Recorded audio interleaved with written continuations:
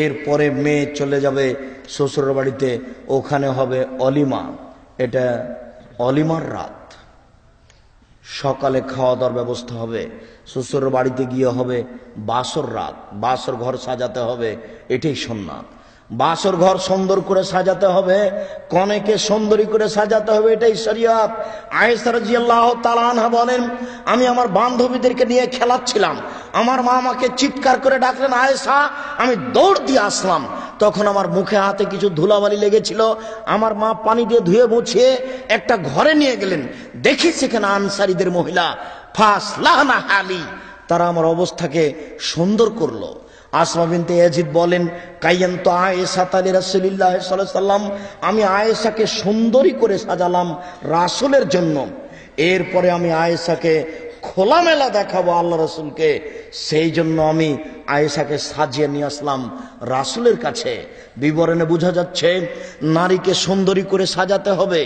বাসর ঘর ভাবি সাজাবে না, সাজাতেও পারে তবে ভাবির সাথে সাক্ষাৎ হবে না। খালাতো বোন ফুফাতো বোন বাসর ঘর সাজাবে না, তারা যদি বাসর ঘর সাজায় তাহলে সূচনাতেই যে না, বাসর ঘর তার খালা, তার মা, তার ফুফু সাজাবে। এরপরে তাকে সুন্দরী করে সাজাবে, কনেকে সুন্দরী করে সাজানোর জন্য একাধিক সহিহ হাদিস। বিউটি পার্লারে যা কিছু আছে সব দিয়ে তাকে সাজাতে পারে। বিউটি পার্লারে ঢোকা হারাম, ওই মেয়েটার সামনে সে মাথার চুল খুলতে পারে না। বিউটি পার্লারে যা কিছু আছে সব কিছু দিয়ে একটা মেয়েকে সাজানো যায়। উল্লেখ্য যে বিউটি পার্লারে যে নেইল পালিশ আছে, এই নেইল পালিশ কোনো নারী নখে দিতে পাবে না।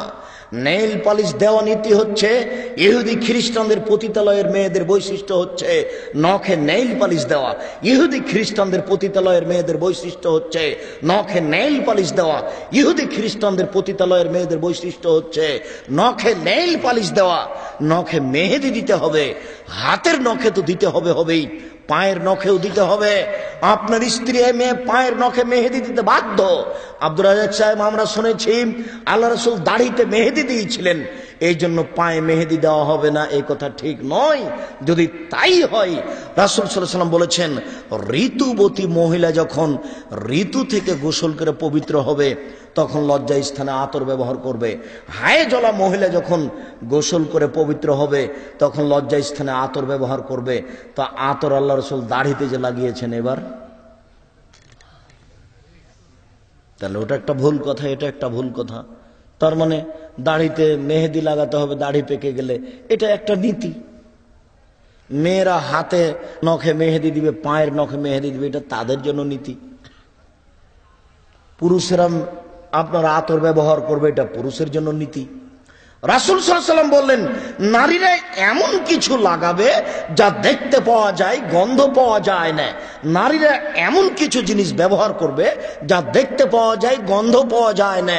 নারীরা এমন কিছু ব্যবহার করবে যা দেখতে পাওয়া যায়, গন্ধ পাওয়া যায় না। আর পুরুষরা এমন কিছু ব্যবহার করবে যা গন্ধ পাওয়া যায়, দেখতে পাওয়া যায় না। তারা এমন কিছু ব্যবহার করবে যার গন্ধ পাওয়া যায়, দেখতে পাওয়া যায় না। এই জন্য পুরুষেরা নখে মেহেদি দিতে পারে না, নখে মেহেদি দেওয়া হারাম। পুরুষের নখে, হাতের নখে, পায়ের নখে মেহেদি দেওয়া হারাম। শুনুন সম্মানিত উপস্থিতি, মহিলারা কপালে টিপ দিতে পাবে না, কপালে টিপ দেওয়া নাজায়েজ, হারাম।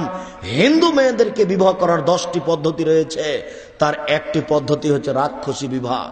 হিন্দু মেয়েদেরকে বিবাহ করার 10টি পদ্ধতি রয়েছে, তার একটি পদ্ধতি হচ্ছে রাক্ষসী বিবাহ। মেয়েটার বাপ বিবাহ দিবে না, ছেলে জোর করে বিবাহ করবে, তো কপালে টিপ দিতে পারলে বিবাহ হয়ে যাবে।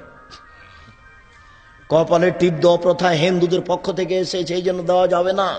শুনুন, ভুরু প্লাক করতে পাবে না, ভুরু তুলে চিকন করা হারাম, এটা সৃষ্টির পরিবর্তন। ভুরু তুলে চিকন করা হারাম, এটা সৃষ্টির পরিবর্তন। দাঁত ছিলে চিকন করা হারাম, এটা সৃষ্টির পরিবর্তন। দাঁত ছিলে চিকন করা হারাম, এটা সৃষ্টির পরিবর্তন। আঁটো সাঁটো ব্রেসিয়ার পরে সে নিজেকে যুবতী দেখাচ্ছে, এটা হারাম। প্রয়োজনে সে ব্রেসিয়ার ব্যবহার করতে পারে, এটা তার প্রয়োজন। উঁচু স্যান্ডেল ব্যবহার করেছে, নিজেকে লম্বা দেখাচ্ছে, এটা প্রতারণা, এটা হারাম। সে তার প্রয়োজনে স্যান্ডেল ব্যবহার করবে, সেটা ভিন্ন কথা। সম্মানিত উপস্থিতি, বিষয়গুলি খুব খেয়াল করে থাকবেন। এখানে আরেকটি কথা বলছি, নখ যেন বড় না থাকে। দেখবেন আপনার মেয়ের বাম হাতের নখগুলি বড় আছে, ও ধর্মের দাম দেয় না। আপনারও একটা নখ বড় আছে, এরকম কুনীতি কেন, এত জঘন্য নীতি কেন নিজে বুঝতে পারেন না যে আপনি মুসলিম? নবীগণের বৈশিষ্ট্য ছিল 10টি, সকল নবীর বৈশিষ্ট্য 10টি। এক কাসু সারেব, মোচ কেঁচি দিয়ে কেটে ফেলতে হবে, ব্লেড দিয়ে নয়। মোচ কেঁচি দিয়ে, গোফ কেঁচি দিয়ে কাটতে হবে, ব্লেড দিয়ে নয়। অফ লোহা, দাড়ি বড় করতে হবে, দাড়ি চেঁচে ফেলাও যায় না, দাড়ি ছোট করাও যায় না। দাড়ি চেঁচে ফেললে চোখের পাওয়ার কমে যাবে, দাড়ি চেঁচে ফেললে স্ত্রী মিলনের ক্ষমতা কমে যাবে, দাড়ি চেঁচে ফেললে সময়ে দাড়ি খোঁচ খোঁচে থাকবে, স্ত্রীকে খারাপ লাগবে, কষ্ট পাবে মুখে। বোকা মহিলা তো বুঝে না যে দাড়ি থাকলে কি হয়, এই জন্য দাড়ি চাচার তালে গেছে। ও তো বুদ্ধি নাই, ও তো সংসারও বুঝে না, ও খায় পায়খানা করে দিন কাটায়, এই তো তার হিসাব। দাড়ি চেঁচে ফেললে ও পুরুষের সাথে নারীর সাদৃশ্য হয়ে যায়, এটা অভিশাপ। দাড়ি চেঁচে ফেললে ও নারীর সাদৃশ্য হয়ে যায়, এটা অভিশাপ। 3, অজু গোসলের সময় গিরাগুলি ভালো করে ধৌত করতে হবে। 4, নাথু লেবেতে বগলের লোম উঠিয়ে ফেলতে হবে। নারী পুরুষ একই হুকুম। ব্লেড ব্যবহার করা ঠিক নয়, সুন্নাত বিরোধী আমল। আপনি ছাই ব্যবহার করে বগলের লোম উঠিয়ে ফেলার অভ্যাসী হন, নারী পুরুষ একই হুকুম। নিচের লোম পরিষ্কার করতে হবে, ঊর্ধ্বে টাইম 40 দিন। নারী পুরুষ একই হুকুম, 40 দিন পার হলে নারীও পাপী হবে, পুরুষও পাপী হবে। যেভাবে সম্ভব তারা পরিষ্কার পরিচ্ছন্নতার পথ অবলম্বন করবে, এটাই জরুরি সুন্নাত বলছিলাম। সম্মানিত উপস্থিতি।